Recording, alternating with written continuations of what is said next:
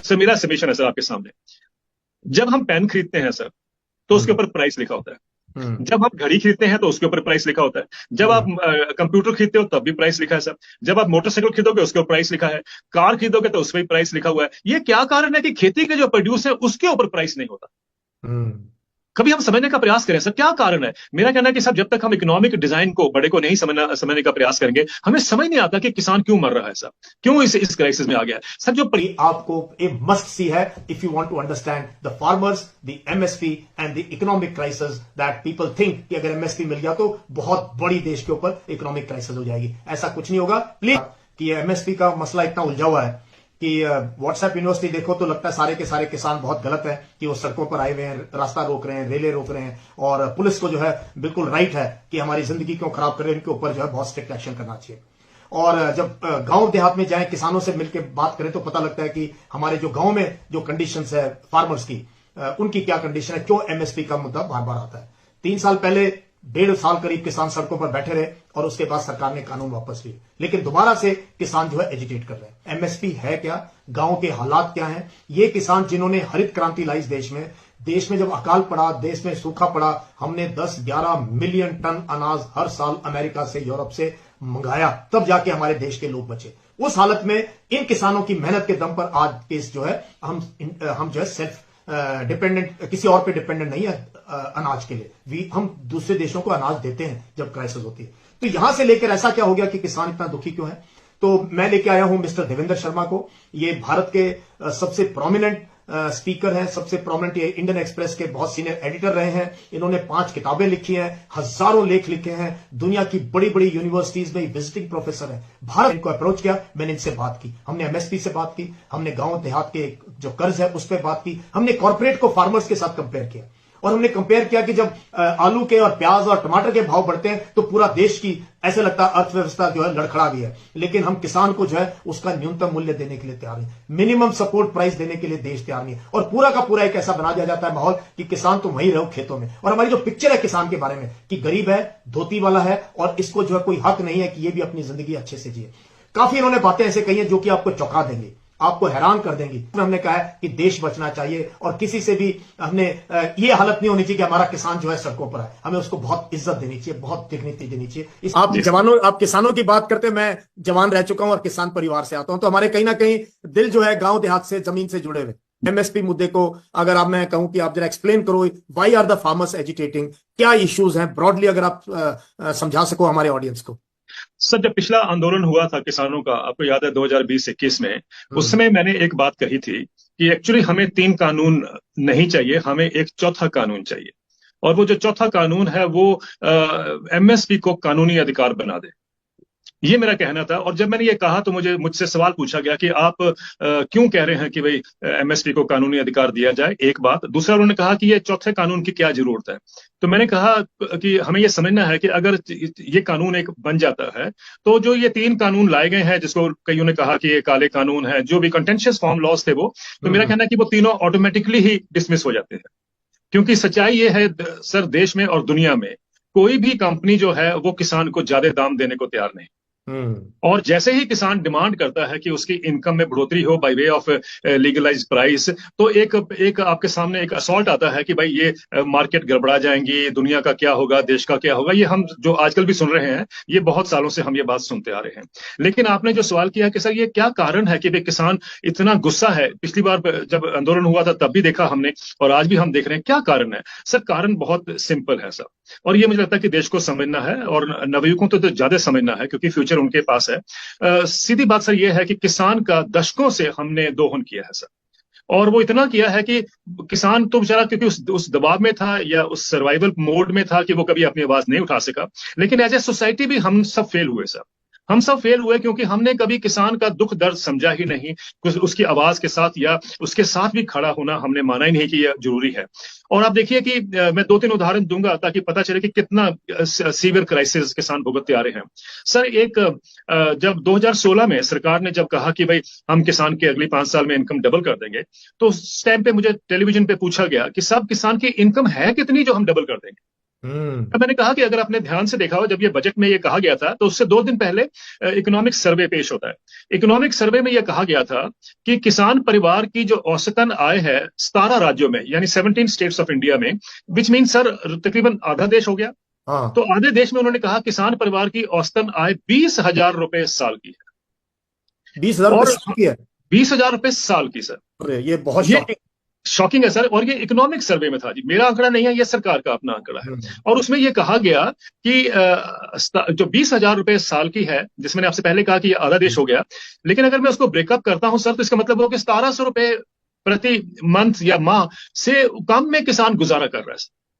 और जितने हमारे आजकल के नवयुवक हैं, वो मुझे मालूम है कि वो 1,700 रुपए कम तो उनका मोबाइल बिल ज्यादा होता है हर महीने। और सर दूसरा है कि 1,700 रुपए में कम में तो मैं गाय नहीं पाल सकता सर। और अगर आप शहर में रहते हैं, अगर आपको पेट डॉग का शौक है, तो आप कुत्ता भी नहीं पाल सकते 1,700 रुपए में। सर कभी हम सोचें कि 1,700 रुपए में वो परिवार कैसे गुजारा करते होंगे सर। ये एक सिचुएशन या पोजीशन कह लीजिए किसान की।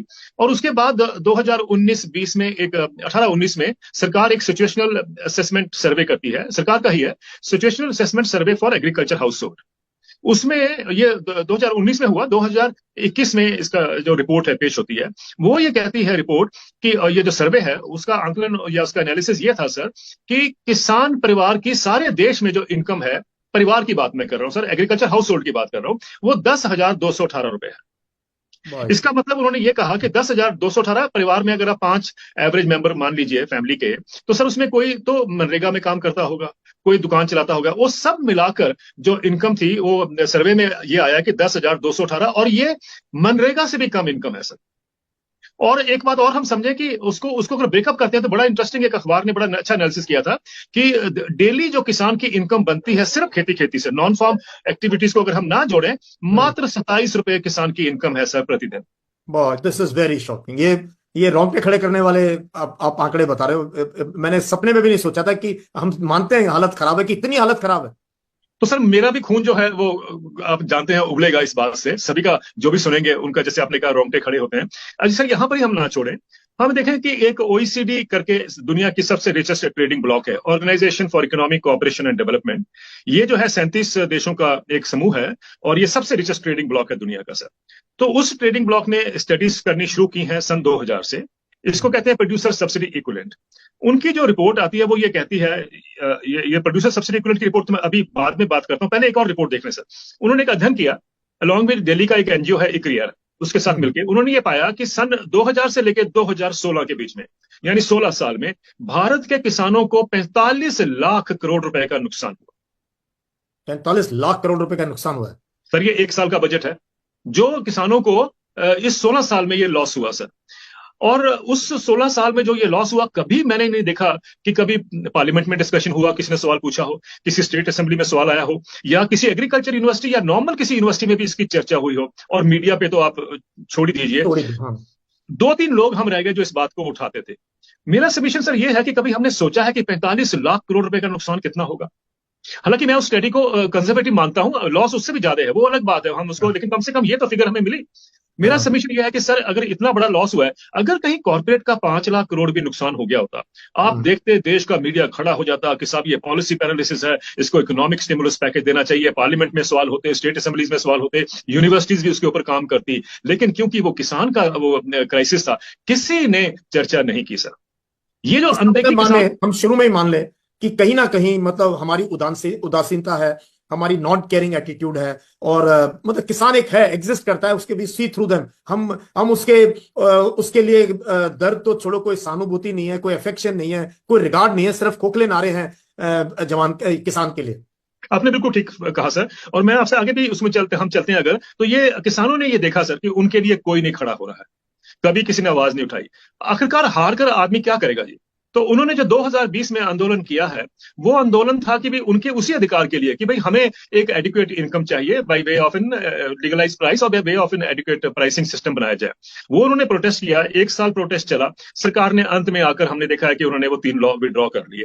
और उसके बाद लेकिन मेरा ये कहना था उनको कि जब तक, क्योंकि मैंने शुरू में कहा था, आपसे मैंने पहले जो जिक्र किया था कि एक लॉ होना चाहिए जो एमएसपी को कानूनी अधिकार दे, लेकिन जब ये वापस 3 लॉ तो वापस हो गए, तब किसानों ने, तब तक उनको ये समझ आ गई थी कि मैं क्यों कह रहा हूं कि ये तीनों लॉ तो वापिस हो जाएंगे, तो आपका स्टेटस को पे आप आ जाएंगे। तो आपको एक नया कानून चाहिए जो आपकी इकोनॉमिक जो पोजीशन है उसमें आप कोई बढ़ोतरी हो आपकी, ताकि आप उस डिस्ट्रेस से आप निकल सके। तो किसानों को समझ आया। तो वो जब मैंने कहा था उसके बाद 3-4-5 महीने तो पहले बहुत सा मेरे भी अटैक हुआ कि आप कैसे आदमी हैं जो कह रहे हैं कि भाई कानूनी अधिकार बने, लेकिन किसानों को समझ आया और अल्टीमेटली किसानों की डिमांड आज देखिए सारे देश में है कि हम कानूनी अधिकार बनाए एमएसपी को। तो ये एक बात तो हमें ये समझनी है कि क्यों किसान पीड़ित है, क्यों किसान बता रहा है। और हम ये भी ना बोले सर, 1995 में सरकार ने एक नेशनल क्राइम रिकॉर्ड ब्यूरो के तहत ये असेस करना शुरू किया कि आत्महत्याएं कितनी हो रही हैं। आज तक सर तकरीबन 4 लाख आत्महत्याएं खेती में हो चुकी हैं सर। और ये इसलिए है कि किसान बोझ के नीचे दबा हुआ। देखो ना, जब उसकी इनकम नहीं मिलेगी तो वो क्या करेगा, कर्जा लेगा एक सोर्स से, फिर वो दूसरे सोर्स से कर्जा लेगा उसको वापस करने के लिए, क्योंकि खेती में तो इनकम है नहीं है। तो इसी तरीके से ये होता रहा सर, और रिजल्ट ये कि कर्जे पे कर्जा, आखिरकार वो आत्महत्या ही उसको लगता है कि एक रास्ता है निकलने के लिए। So the point I am trying to make is इतना सीवियर क्राइसिस जो है एग्रीकल्चर पे, उसकी तरफ हम सरकार को तो ब्लेम करना आसान है सर, लेकिन हम एज ए सोसाइटी भी तो हमने सबने फेल किया, कहीं हम सबका भी दायित्व है सर। इसीलिए मैं आपको लेके आया हूं यहाँ पे कि हम सरकारों की बात नहीं करेंगे, पार्टी की बात नहीं करेंगे, आइडियोलॉजी की बात नहीं करेंगे, हम सोसाइटी की बात करेंगे, क्योंकि देश बचना चाहिए फाइनली। ठीक है सर, देश की तरफ जा रहा है, देश बचना चाहिए, देश की बात करेंगे हम, और वही मैं ले जाने की कोशिश करूंगा आपको इस पूरे, आपसे जो भी आपको इतने वो है। तो ये मुझे बताएं कि ठीक है, मैं समझ गया कि देयर इज एग्रीकल्चर क्राइसिस है, वहां पे एग्रीकल्चर जो गांव के अंदर जो है जॉब्स नहीं है, ठीक है, इनकम नहीं है, सुइसाइड्स हैं, और वो हमें पता है विशेष सर्कल जो 1.5% 2% पे ब्याज उठाता है उसका क्या हाल होता है गांव के अंदर। वी आर क्वाइट अवेयर उस सब। तो अब मुझे बताएं कि ये जो आपने भी वर्ड किया था, यूज किया था अपने पीछे कुछ, कि भगवान भरोसे है किसान, कुछ बारिश के भरोसे है, कुछ भगवान के भरोसे है, कुछ सरकार को कहीं बिजली फ्री मिल गई, कहीं कुछ मिल गया, और कहीं पे कुछ भी नहीं है। तो एक उनको हम ये मान लें कि हाँ, उनको एक गारंटीड प्राइस चाहिए अपनी क्रॉप का, तो वो क्या होना चाहिए और कैसे इसका एक सिस्टम बन सकता है कि एमएसपी का, उस पर अगर आप बताओ कि what is MSP, what will it entail अगर हम एमएसपी दें तो। चलो कि जो ओईसीडी ने एक स्टडी की है, हाँ, बिल्कुल, सब्सिडी, मैं जो उसको आपके समक्ष रखना चाहता हूँ। वो स्टडी अक्टूबर में आई है सर, और उन्होंने दुनिया के 54 जो मेजर इकोनॉमीज हैं उनका अध्ययन किया है। 54, जिसमें कि 37 तो ओईसीडी वाले हैं और बाकी और जो इकोनॉमीज जो बड़ी हैं, उसमें उन्होंने ये पाया है कि सर 3 कंट्रीज हैं जिनके किसान जो हैं वो नेगेटिव जोन में है, इंडिया, अर्जेंटीना और वियतनाम। लेकिन वो कहते हैं कि भाई वियतनाम और अर्जेंटीना जो अपना लॉस है किसानों का, वो भरपूर उसकी भरपाई करते हैं सर बजटरी सपोर्ट से। तो उनकी जो सरकारें हैं वो बजट की सपोर्ट से उसको लॉस को कवर अप करती हैं। India is the only country जो सन 2000 से, क्योंकि रिपोर्ट ही वहां से शुरू हुई थी, स्टडी वहां से शुरू हुई थी, 2000 से लेके आज तक किसान घाटे की खेती कर रहे हैं। सर जो हमारे दिमाग में है ना कि सब हम एग्रीकल्चर में बहुत सब्सिडीज देते हैं, मुफ्त बिजली पानी उनको मिलता है, ये सब बातें जो करते हैं वो सब मिलाकर ओईसीडी कहती है कि हमारे किसान घाटे की खेती करते आ रहे हैं। तो ये एक इंप्रेशन जो है कि किसान बड़ा पैम्पर्ड है भारत में, और उसको वो अपना एक तरह का मसल पावर दिखा रहा है कि भाई प्रोटेस्ट जो कर रहे हैं। हाँ, एग्जैक्टली, यही हमारे आईटी सेल की और हमारी जो व्हाट्सएप यूनिवर्सिटी की पूरी लैंग्वेज है। ये तो रिच लोग आईफोन लेके घूम रहे हैं, गाड़ियां इनके पास, ट्रैक्टर पे म्यूजिक चलाते हैं, और ये लोग, हाँ, तो वो जो है इसका मतलब है कि वो गलत है सब वो धारणा। क्योंकि अब अगर आप कहते हैं कि ओईसीडी बाहर की संस्था है, ये तो दुनिया की रिचेस्ट ट्रेडिंग ब्लॉक है सर, इसको तो आप सवाल करना मुश्किल हो जाएगा। लेकिन करें, अगर आप उनको पूछें कि आपने ये डाटा कैसे दिया है तो वो जवाब देंगे, लेकिन जो डाटा अवेलेबल है मैं उसकी बात कर रहा हूं। और उन्होंने 54 कंट्रीज का कंट्री बाई कंट्री एनालिसिस किया है। और इंडिया के एनालिसिस में जो मैंने आपसे बताया कि उन्होंने कहा है कि भाई हमने मतलब 2000 से लेकर अभी तक घाटे की खेती हमारा किसान करता आ रहा है। तो ये सिचुएशन अगर हमको क्लियर हो जाती है तो 2 बातें आगे भी हम समझने में हमें फायदेमंद होगा कि हम ये जाने की जो इंप्रेशन है लोगों का कि साहब किसान को तो बहुत कुछ मिलता है, अच्छा फिर कहते हैं टैक्स नहीं देता है। अगर उसकी इनकम ही नहीं है तो वो टैक्स कहां से देगा? अब बताइए ना, 10,000 अगर उसकी इनकम है और वो सारे परिवार की, और वो सबसे at the bottom of the pyramid जो हम कहते हैं उसके नीचे है, आप अगर उसको इनकम वो दो जिसपे टैक्स लगना है तो कौन उसको ना करेगा? मैं तो कहता हूं कि प्लीज आप उससे इनकम टैक्स दीजिए, लेकिन पहले उसको इनकम तो दीजिए जिसपे वो टैक्स दे सके। तक तो लाए क्यों इनकम टैक्स का सवाल जो है कि भाई एमएसपी क्या है। देखिए 1965-66 में, we will have to go back to understand sir.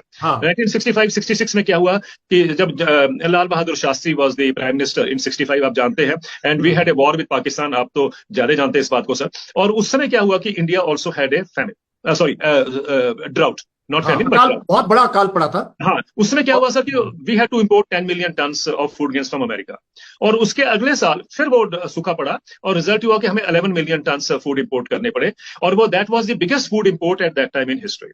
तो उससे निकलने के लिए उस समय ग्रीन रेवोल्यूशन के ये इंप्रूव्ड सीड जो है, उन्नत बीज, इनकी बात हो रही थी, और उसका जो प्रोसेस था वो शुरू हो चुका था। उससे पहले मुझे लगता है कि बहुत एक अच्छा हमारे पॉलिसी मेकर्स ने काम किया। उन्होंने कहा कि अगर ग्रीन रेवोल्यूशन आता है, मतलब अगर पैदावार बढ़ती है, तो ये हम सब जानते हैं, हिस्टोरिक फैक्ट है कि जब जब हार्वेस्ट का टाइम आता है सर, तो सरप्लस इतना हो जाता है कि वो प्राइसेस क्रैश कर। तो इसका मतलब है कि अगर हमने गेहूं लगाया उन्नत बीज वाला, तो वो पैदावार